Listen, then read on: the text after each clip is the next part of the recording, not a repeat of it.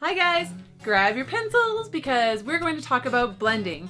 So no more excuses, let's get creative and learn a little bit more in depth some of the tricks that we can use with our pencils to make things look a little more 3D, to eventually start to blend colors and just get way more creative with the pencils that we have.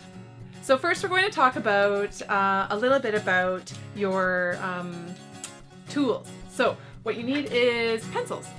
Colored pencils, whatever you have. We're not going to talk about the quality or anything like that too much right now. That will be for another video. But for now, whatever you've got is fine.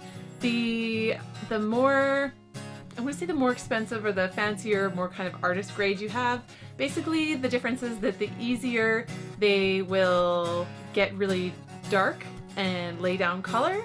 So if you have some of the cheaper brands that are made more for children, then it won't get quite as dark and it'll be a little bit harder for you, but we can still do this sort of technique with any kind of pencil. It doesn't matter, you don't have to have the fancy ones, so no excuses. Another important tool is your paper. So the paper can make a fairly big difference. You do need to have what's called a tooth, which is the hills and valleys that are in the paper. You know when you color with colored pencils and you get those little white speckles that show through?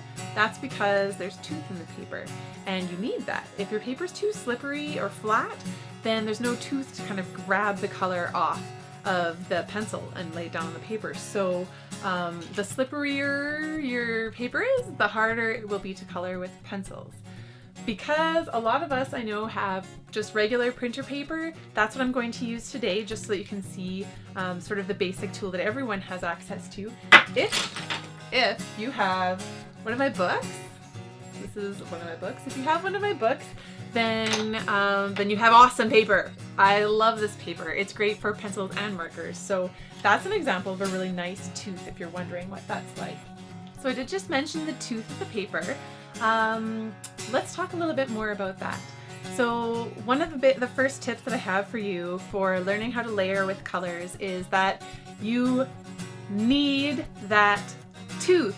As soon as you flatten that tooth out, you're done. You can't do anything else. So you know when you color on paper, I guess we might as well do a little demo here, hey? When you color on paper and you get the little white speckles that show through, that's natural. Again, that's because of the tooth, the little hills and valleys, which you need to pull the color off the pencil. But you know when we try to make things dark, and especially when we're kids, this is what we would do, naturally. Push really hard to make it dark, right? The problem with that is when you push hard, what happens is you get this weird shiny surface, but it flattens out all those teeth. And once those are flattened out, you can't add any more color at all, really. There's nothing for the color to stick to. So once you get a little more advanced and you want to start layering colors and mixing colors together and having all kinds of really cool effects, you need to have that tooth. So how do we make dark colors but not flatten the tooth? Good question. What we need to do instead is be a little more patient and actually build the layers up. And again, the nicer your pencils, the easier this will be, but you can do this with anything, any kind of pencil. So basically what we want to practice doing, and this does take practice, is we want to just try to color very lightly. So color very lightly. And then if you want to make it darker, just layer up those light layers. So just keep going. And the important thing is to remember that you don't want to flatten the tooth. So don't press so hard that it gets flat and slippery. Don't flatten the tooth. You'll hear me say this a few more times. I'm gonna remind you. Okay, so let's actually practice a little bit more. So if you jump into the blog, so let's see, I've got crystalsalmon.com/blog/pencil-blending-part 1. Okay, so I'll put the link in this video, or if you're watching this video, it might already be here. This is where the tutorial lives. So I'm actually creating a tutorial for you, and you'll have this download on there. So you can print this off and you can practice too.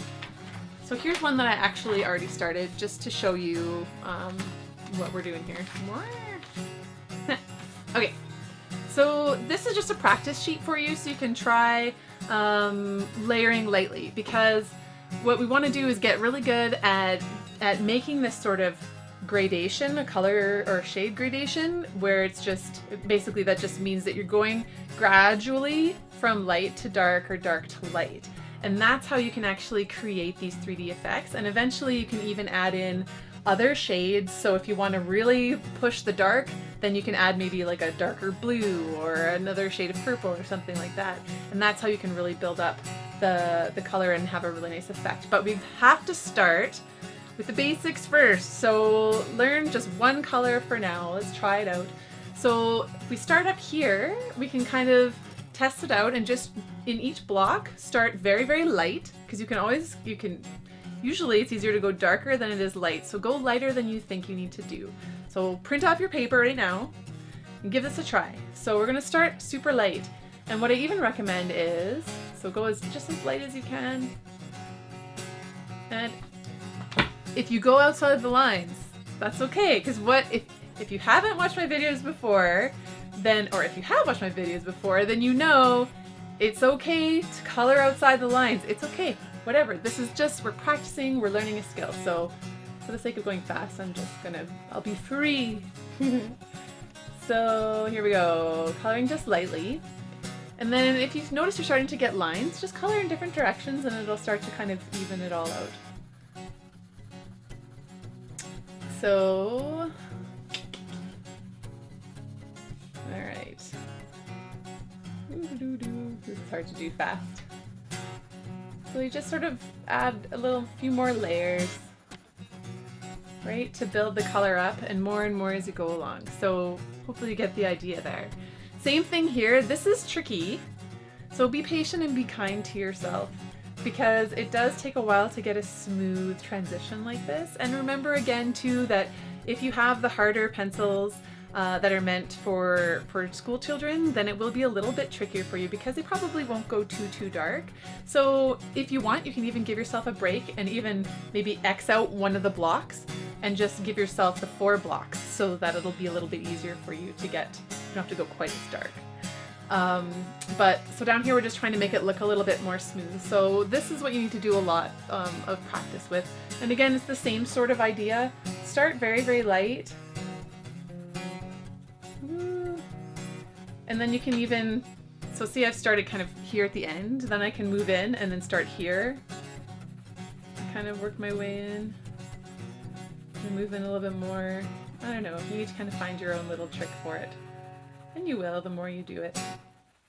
Try to make it a little smoother. So you gotta kind of play with it in practice. So go grab your pencils. If you have questions, feel free to comment below and I'm happy to try to answer them for you. And yeah, so happy coloring. Go check out the next video for the next step and let's keep learning together. So thank you. I'm Crystal Salomon. Thank you for watching my video, and remember, it's okay to color outside the lines.